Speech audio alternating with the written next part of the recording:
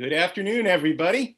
I'm Ian Spelling. It's my pleasure to moderate this Star Trek Directors Panel. Let's please welcome, in no particular order, David Carson, Jim Conway, Jonathan Frakes, David Livingston, and I've been practicing this, Olatunde Osunsanmi, if I got that correctly.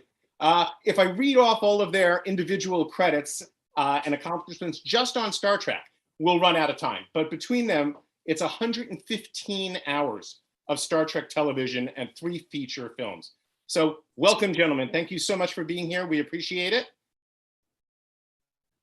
Glad to be here. Okay.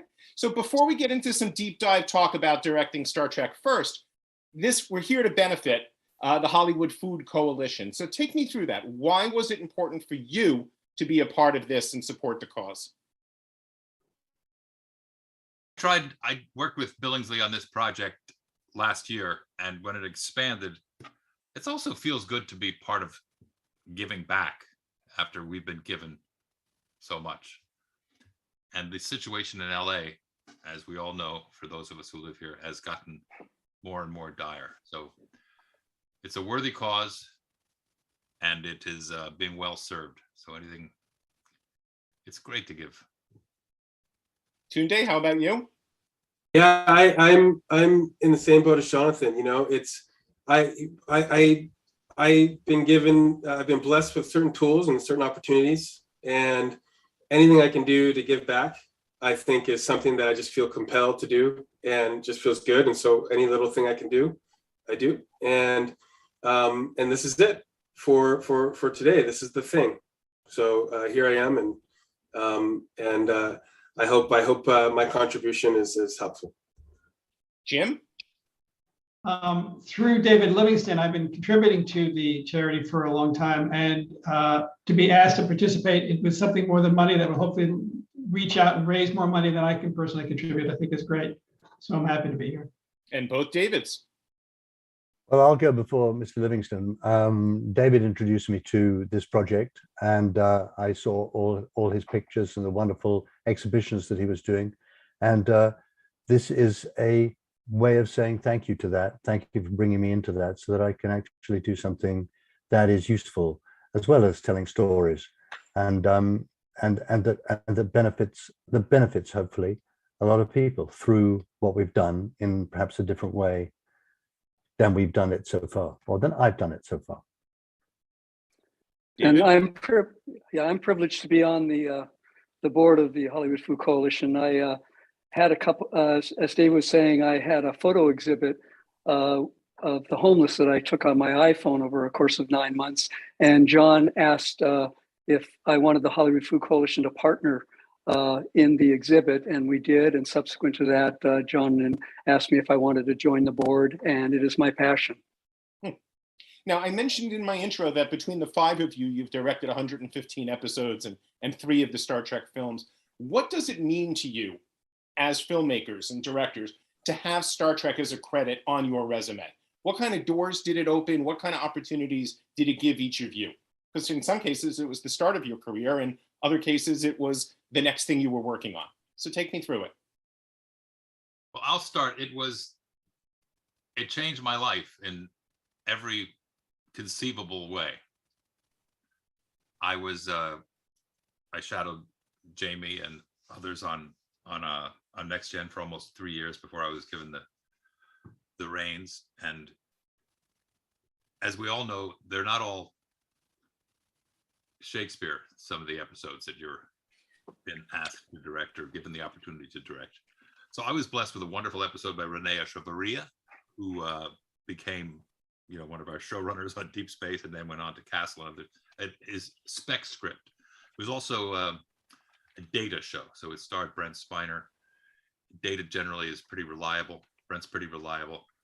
So I had the opportunity to have a great script with a great cast, and it turned out to be a wonderful episode. It could have been a stinker. Some of them are. Had it been, I think I wouldn't have had the privilege to do another one and another one and another one. So it's often the luck of the draw and being over prepared. It had, as I said earlier off camera, Jamie Conway gave me my first non-Star Trek job after and it was huge. And then I was able to work in TV, and then I went to movie jail, which is another story altogether. And then recently, the last 3 or 4 years, Tunde surfaced, and we had worked together on Falling Skies, and asked me if I would join him on Discovery. So I was now privileged to come and join this sort of second wave, this next generation of Trek. It's a great thing to be part of. It's a great family to be in, and we are encouraged to tell the kind of stories that you can be proud of. God knows we've all worked on shows that we don't feel that so much, and also, especially in the current regime, we're encouraged to shoot to thrill cinematically, and it's I can't imagine a better home. I dare each of you to try to top that, but please do. I had been a huge fan of the original series, and when I was asked to do, starting with the very first season of Next Gen, the new incarnation of it, I was thrilled. But it was, no one quite knew if it was going to be accepted. It was a syndicated show. It had a great cast, except for the Riker character, and but obviously the show took off. It was very successful, and now with all the different shows that I've directed over the years, decades, people say, "What have you directed?" I always lead with Star Trek, because everyone has heard of Star Trek. People haven't heard of a lot of the shows that I've done, but everybody's heard about Star Trek, and it's affected everybody's lives. So that's always the best thing about having been involved with Star Trek. How about you, Mr. Carson? Well, I came to Star Trek as a complete ignoramus about Star Trek. My career started in England, and there I worked in the theater and ran a few of my own theater companies and did plays and stuff like that. And then I transitioned to British TV and trying to make movies over there, which brought me over here. So when I came here, I didn't really know anybody. I sat for about 5 months. I gave myself 6 months, about 5 months looking for an agent. And I found a great agent who one day said, "I think we've got an interview for you. And it looks like they're quite interested in, your style and the way that you do things in the UK and stuff like that." So I said, "Okay, what's the show?" "Oh, it's Star Trek. Isn't that great?" And I went, "What? What is that? Star Trek? Don't you know? Have you not heard of Star Trek?" I go, "No, I'm sorry. I come from the provinces. I have no idea what Star Trek is." "Well, you better get down the video store and have a look at it and see what it's like." So that was my introduction to it, not having any idea what I was getting myself into. And then I did. And I was very, very happy that I was invited to join, as you say, the Star Trek family. It was very interesting from an English or European point of view to be able to deal with the subjects that we are all dealing with every day, and which we're now dealing with.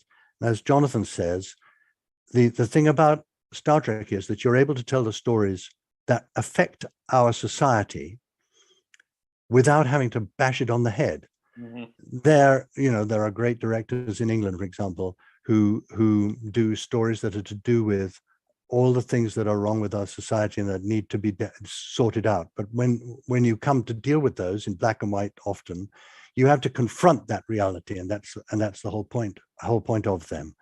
Star Trek, you can see the same thing and say the same message and talk to people about your opinion through the lens of many, many centuries to come.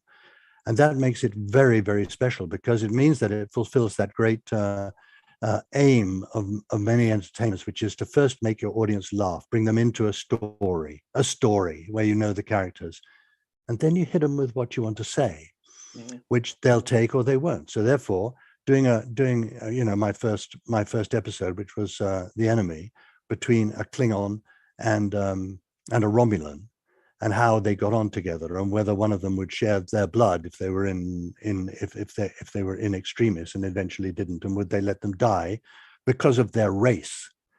That is something that we have to deal with through metaphor and image, it seems to me, and that's our highest calling, if you like. We can document things, we can tell stories within realities that come from the news and things, but actually to say exactly what is going on and appeal to people and allow them to look at the problems that we face in our society, as well as the joys, through this immense lens from way out in space. That to me was always my joy of working on Star Trek. Sorry to have gone on for a bit. No worries. David? Oh, David, I wish I had said that, but would not be capable of doing so. So thank you. That's exactly my sentiments. Jonathan brought up about his 3-year training period, and I think we should address that. Rick established what was called the DIT School, which was the director in training, and Jonathan was the first that came out of the school.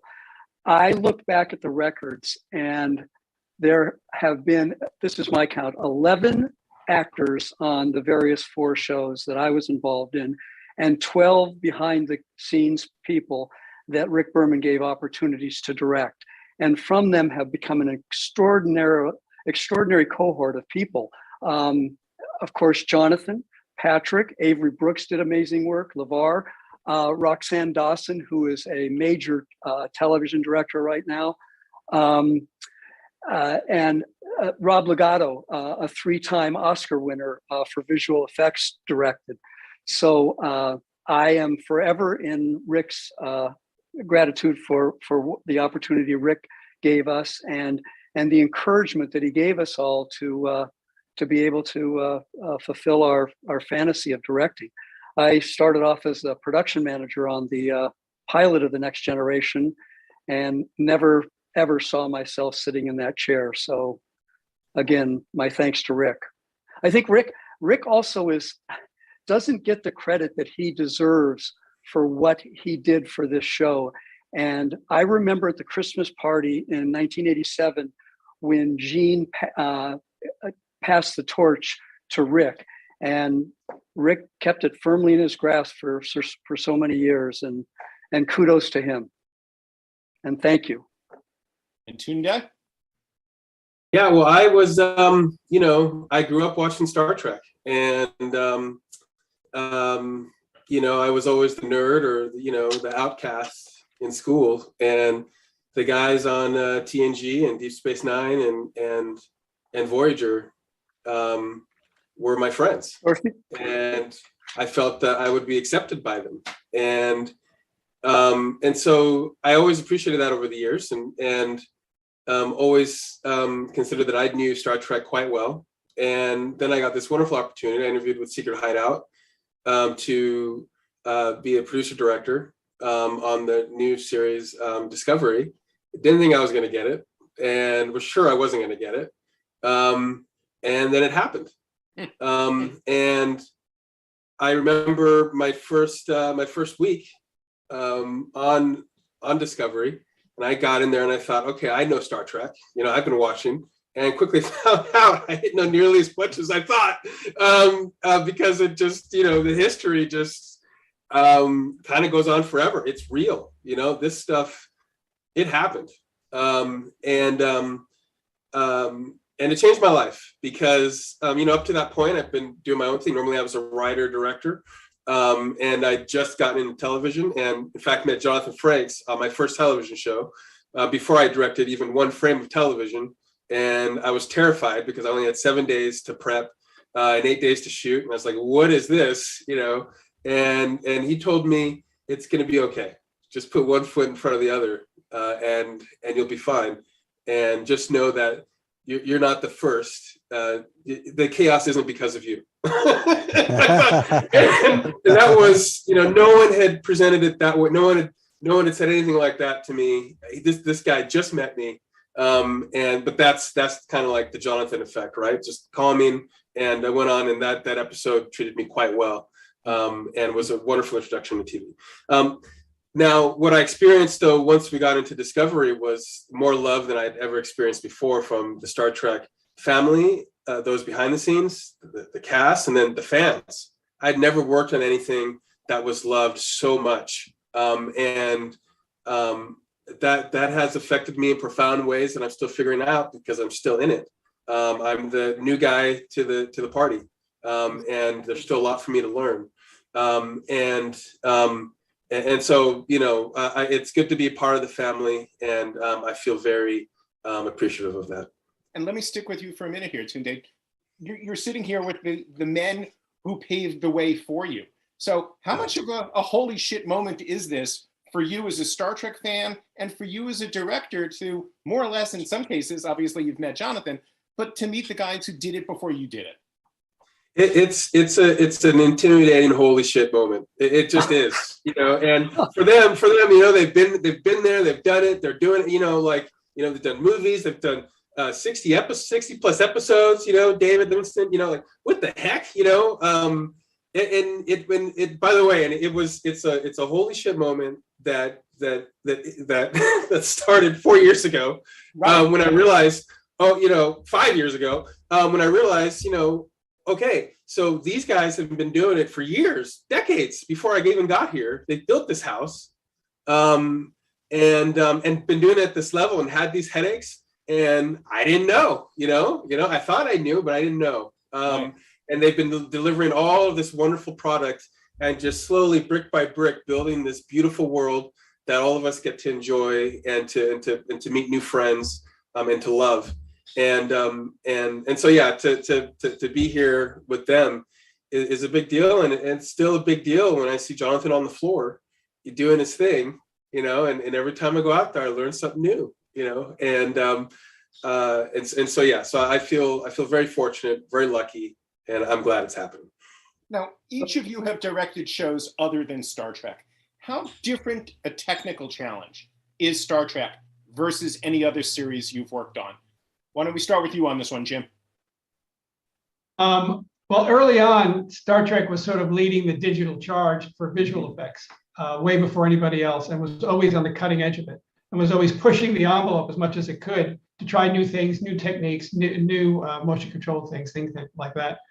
And I've taken those things I learned and done a lot of sci-fi type shows like Charmed and Magicians and Supernatural that involved a lot of visual effects. But it all started with, in my mind, with Star Trek and sort of leading the way in the digital age. Jonathan? The familiarity that you get with working on a green screen or with a green screen or in front of a green screen, both as an actor and as a director, prepares you for a lot of jobs that have come since. And you can see the terror in some people's eyes when they're working, when they have to either, first of all, trust that their visual effects supervisor knows what the hell they're talking about, which is maybe the most important part of successful Star Trek, the visual effects end of it, which is massive. The budget, I don't even want to tell you what the budget on the shows that Tunde and I are doing now compared to what we were given in the beginning. It is, it's important. And now, which I haven't started on yet, now the AR wall, which Tunde can speak to much more than I, it changed the game again. Jamie mentioned the digital. We went digital and we went off the models. And then we played in front of green screens and blue screens for years. And now they've introduced the AR wall, which I will let him speak to, but it prepares you certainly for any other television show. David Livingston? Yeah, Sorry. Tunde, go ahead. Go ahead, Tunde. Oh, sorry, guys. Yeah, I was just going to say, I agree, Jonathan. Like, I feel like now, having done Treks, when I go somewhere else, I feel like I'm ultra prepared for everything. Ultra prepared for drama, performances, ultra prepared for the technical, and ultra prepared for the impossible in a lot of situations. And then, yeah, the AR wall, which Jonathan mentioned, has really been quite the game changer because we have, it used to be that when you shoot on green screen, once you get in the edit, there's only a certain amount of shots that you can actually put in the actual show because each edit costs you something. But on the AR wall, each edit is free as long as you stay on the AR wall. It's like you don't shoot off the wall and shoot into the ceiling. And what that means is now we can take our audiences and put them in these environments forever in ways that we couldn't do before. And so that's been a really cool new thing that's happened. And now the Davids. Yeah, my limited experience on other episodic shows was infinitely different than on Star Trek. I was a part of the family on Star Trek, and I got special dispensation for some of the craziness that I wanted to do. And then when you go guest on another show, you're temporary. You're the hired hand. So the atmosphere was incredibly different, but the training that I was able to receive on Star Trek boded me well, and that's it. There you go. David? I think as far as the technicalities are concerned and the wonderful things that we can do technically, those always seem to me as something that will grow and continue to grow. It'll cost more, or it'll cost less, or it'll do whatever it's going to do to help us. When I came here from England, I'd had a lot of experience with green screen and blue screen and the kinds of things that happened in Star Trek in those days. But I also got what I had come to believe is the what I should be doing, which is that my whole plan of making a movie or doing anything like that is to surround myself with the best people in the business, people who can operate a camera better than I ever could, can actually do all those things like the setting up the visual effects, all of those kinds of things. And I was lucky enough when I was here, and especially on Star Trek Generations, to work with a wonderful man who just could do that. And his name was John Alonzo. So I'm sure you'll remember him. But it was like when I was working with him, what did I need to know about the camera? What does a director need to do about, where it's what's actually going on apart from making the shot? And the answer is the performance. So the thing that goes with me from Star Trek, Sherlock Holmes, British costume movies, whatever, is the performance. Because everybody that I can work with, is going to be better than me at doing what they can do. And that's why a family is incredibly important. And that's why if you aren't lucky enough to have a large family like we have and had in making Star Trek, if you can make each show, each film, each thing that you work on a family, to me, that's one of the director's key jobs. You are responsible for that atmosphere in which these hopefully brilliant people who you've gathered can actually do their wonderful work. Right. And of course, who gets the credit? The director does. Fair enough. So, and yet, I just wanted to add what David was saying about the people behind the scenes. They have been recognized by the industry because of the unbelievable trove of Emmy Awards that were handed out to all the creative and technical people, clear from set design, costume design, visual effects, everything, every category. We were multiple Emmy Award winners. So David's right. We had this most incredible community of artists that had to create out of whole cloth every week. Star Trek the world doesn't exist when you walk outside. It has to be created. And every 7 days or 8 days, they had to come up with that. That was an extraordinary accomplishment. And I'm sure that Jonathan and Olatunde are still experiencing that. How do these people do that? It's extraordinary. Well, building on that, at its best, Star Trek is great science fiction. It's great entertainment, but it's also science. It's exploring, and it explores the state of our world today. How hard is it as directors to juggle the altruistic elements and the performances when you've got X amount of money to spend, X amount of days to shoot, and you're practically out of money and behind schedule before you even call action on the first scene? I'm sure you might say that's any TV show, but I have a feeling it's particularly intrinsic to Star Trek, no? I'm going to homework. And when Jonathan did his first episode, this is an example of homework.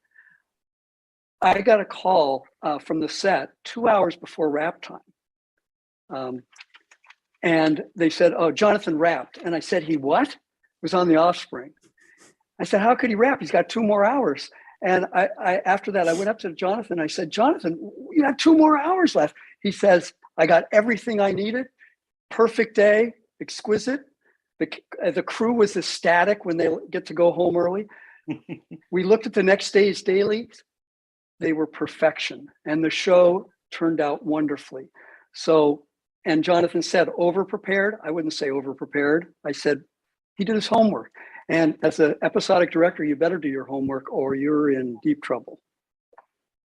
That's the Anybody else key. wanna comment? The key to your success of making an episode of television work is your prep. Yeah, Yeah, you that's gotta- incredible that David had that experience, because that's the experience that happens on Discovery with Jonathan. You know, like he rapped. Wait a second, no, we're all still in the office. It's 5 p.m. They're not supposed to go home before us. He rapped. The dailies are beautiful. The crew is energized. They come back the next day. You know, he wraps Earth, and he does an incredible amount of homework, and an incredible amount of creating that family atmosphere. Everyone works harder because they know that they're working towards a specific goal, and once that goal is achieved, they go home. And just to build on, what the guys were saying, yeah, the homework is key, and it also, the script is a big part of that too. Did the writers do their homework and get that script to us early enough? Because some of our throws, when you look at how long it takes to make a set or to put an asset on the air wall, can be up to 28 weeks in advance. So a lot of that, the concept will start at the 28-week mark, and then the builds will start at like the 16-week mark. Then we either get it up on the wall or start putting it up in the stage, because the sets are so elaborate. And then to balance that, as you had asked with the performances, again, you go back to the script, and now you're having to put all this homework into, yes, the sci-fi, the world building, and the action and all that, but then you have to put an equal amount of work into the performances and behaviors and tracking where the characters are and where they're going. And that's what I always find so unique about Star Trek. It's a 4-quadrant situation. Anybody else want to jump in on that one? I would say that preparation is key, but you want to hope you're preparing a great script. And at the end of the day, I don't care how many visual effects there are. I don't care when you finish during the day. If the script was no good, the show's not going to be very good. You have a great script. That's the ones that people remember. So when you get a script, you hope it's great. And if it's not, maybe you can help throw a few ideas into it. But it starts with a script. Everything else is behind that. Well, I think I think that's absolutely true. But I can't let this discussion pass without jumping in with a show that I did called Yesterday's Enterprise, which I directed. And the reason that is part of this discussion we're having now is because it didn't have a script when we started to prep it. We came in, we had seven days of prep, I think. David will correct me if I'm wrong about this. We had 7 days of prep in which to build a completely new bridge, a new set, to write a script, to cast the actors. And it seemed like an enormous project for the Star Trek crew to do. And when 40 of them, us, met in the conference room to be told that this is what we had to do, because we were going to take advantage of Whoopi's schedule to do an episode with Whoopi in it. I had no idea we were going to do this episode or anything and we arrived and it was an outline. That's all it was. But that crew, that team, put together that show in such an incredibly good way that I couldn't even have imagined it happening like that in England. It was an incredibly creative time because all of these wonderful people in this team were flying by the seat of their pants. And that's not just the technical people, the actors as well. I remember talking to Patrick and to the actor about what would happen if you'd been in 20 years war. How does that happen to you? What happens to your face? What happens to the performance of the things that happen? It was an incredible tribute to Star Trek, which had been the Next Generation, which had been going then, I think, for about 2.5 years. To be able to pull that off under any circumstances, but with this, which was not a simple show, it was really difficult. And it was and I'm not surprised from that point of view that it's one of the fans' favorites because it has all that passion that came from everybody who was working on it was into it, Yeah, and Tunde, you talked about having 28 weeks to do something. I mean, if we had 24 hours sometimes, boy, how envious am I? My goodness. Yeah, but in fairness, I think Tunde wishes he had 28 weeks for some of the things that have been thrown Well, at he was talking about Bill. I guess you get sometimes we get a story idea before and no script. We go into prep with only the story, and that's I think yesterday's Enterprise was at. So at least the creative and technical departments would at least know the elements they were going to have to start to prepare. But we didn't have any words, and sometimes it would be days before we got a shooting script. So that was certainly the way. Jonathan, you would remember this as well as anybody. The first season on The Next Generation, man, boy, that was a wild ride. The union frowns on that. Okay, yeah. But Your Jonathan, union. okay, Which how- union? Yeah. Both your union. Both of your unions. But All Jonathan, three of your unions. on the discovery front, how quickly can you jump and get something created and done if it's an emergency and it's needed on the set for an episode?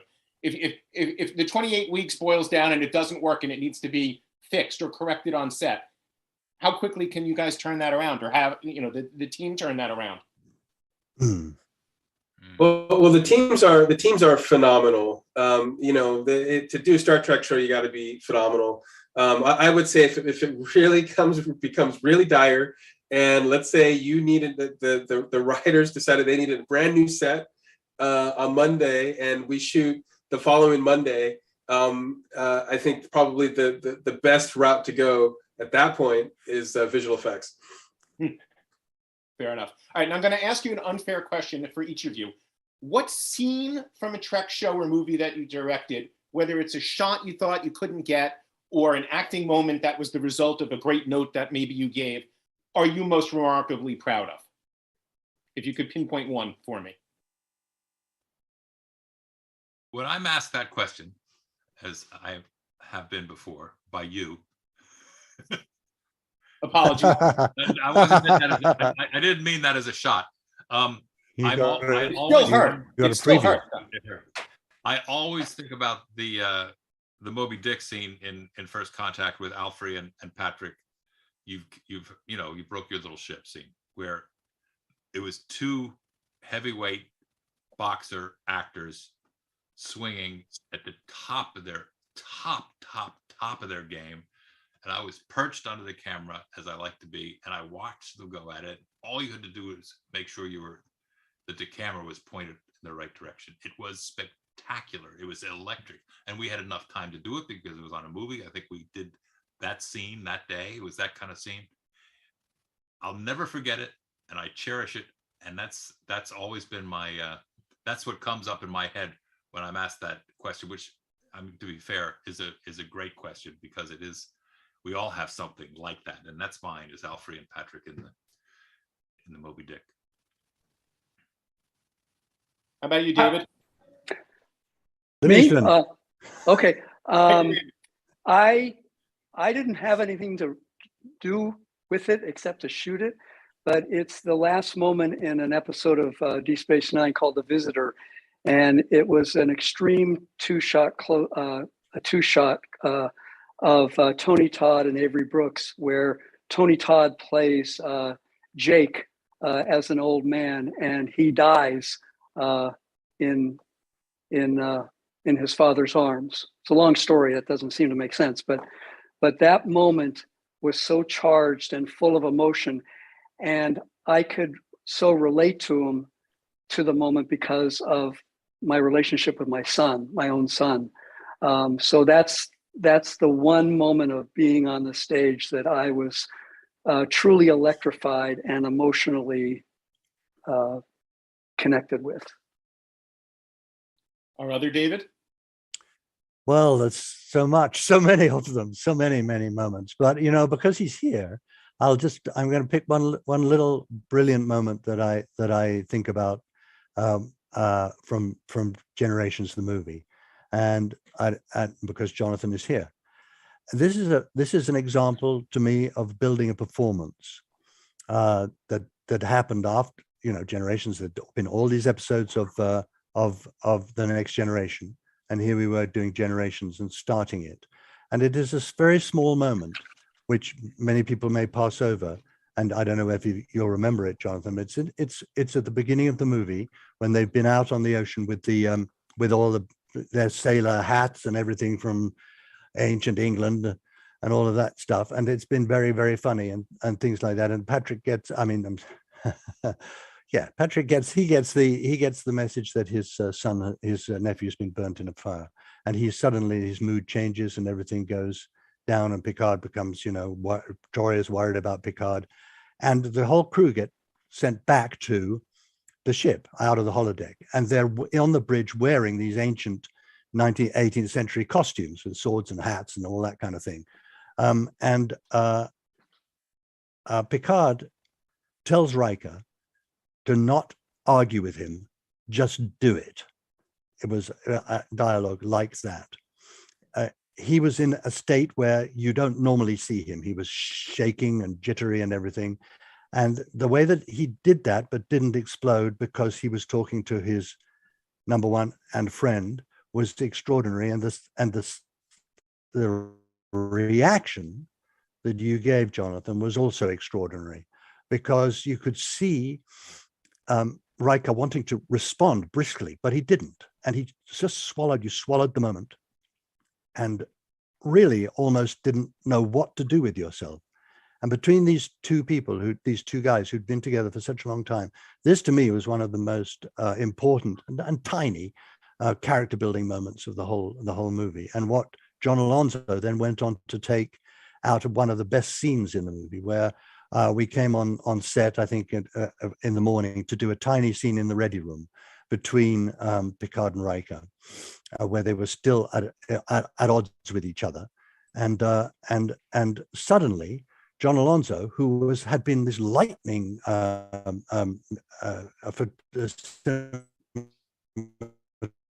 photographer all this time, everything was lit incredibly, disappeared into the ready room, the tiny little room that we had there. We went 1 hour, 2 hours, 3 hours, and the line producer came to me, Bernie Williams, and said, "What's going on? Why aren't we doing this? What's happening? What's happening?" And I went to John and said, "Are we anywhere close to doing this yet?" Because he was always way ahead of me. His whole thing was always to be ahead of everybody. But then when we started to shoot it, and you could see the way that he'd arranged the reflections of Picard in the window, and the huge shadow of Riker looming over the entire scene, you could see in that little moment the brilliance of the man, and how, he had decided not to do some huge battle scene and take hours and hours on it, but that's where he was going to put his jewel for the day, for the movie. So those were two I'm sorry, I've gone on a bit about it, but to me, those are two really incredibly precious moments of performance, of actors working wonderfully, of a cinematographer at the top of his game, and me privileged to be working with him, and I mean that. I have the really shitty job. Oh no! No. We need to hear from. Can we get the last two real fast? We need Olatunde and Yeah. Jim. We I'm need sorry. to have them. No worries. No. Take it too long. Oh, well, yeah, my favorite scene thus far is when at the end of season 3, when Sonequa became captain. And it was on the bridge, and she walked onto the bridge for the first time as a captain, and first Black female captain. And that night, before I couldn't sleep, that day, I always get along with my DP, Glenn Keenan. But we were at each other's throats, and the crew was a bit on edge, because we all knew how important this was. And it took us, 5-6 hours to finally just settle in and understand what her new behavior was going to be as a captain, and allow her to settle into that, and to shoot it the right way. And that one will stick with me, because it was the first time up to that moment where I wasn't myself until I found myself on set. That's great. And finish it off for us. It was DS9 episode Duet, which was with Harris Yulin and Nana, and they had all these two-handers that went on for 60% of the show. And Harris, because he had all this makeup on, was having a very hard time remembering the lines, so oftentimes had to be line fed. But he was such a fantastic actor that he was able to stay in character. And I didn't know what we had until I saw the episode cut together, because I never really saw the whole scenes while we were shooting them. And it was magic when I saw it. So it still sticks with me today. The wonderful work that those two did under really tough circumstances. There you go. Mr. Billingsley, take us out. Boy, I hate this job, because I know that there's not a person watching who wouldn't cheerfully just hang on your words for the rest of the afternoon. I can't thank you all enough for coming. I know the Hollywood Food Coalition, our clients, our board, our staff thanks you. David Livingston is challenging our viewers. He's already donated $1,000. He's prepared to donate another $1,000 if we can raise $2,000 by the end of the next panel, the David Livingston Challenge Part 2. Thank you, David. Go. The fourth pillar of our community is called community building. Essentially, we sit at a lot of tables in Los Angeles in which we're trying to talk about all the different ways we can get more food to more communities. What are the challenges in transportation and cold storage, in accessing and identifying food sources, in figuring out where the need is? One of the things that we have been doing of late, we've partnered with a wonderful community group called Hang Out Do Good to do something that we call my wife is very particular about how this is named, the Sack Lunch Sunday Bonanza. If she's listening, I screwed it up, didn't I, honey? Well, you're used to it.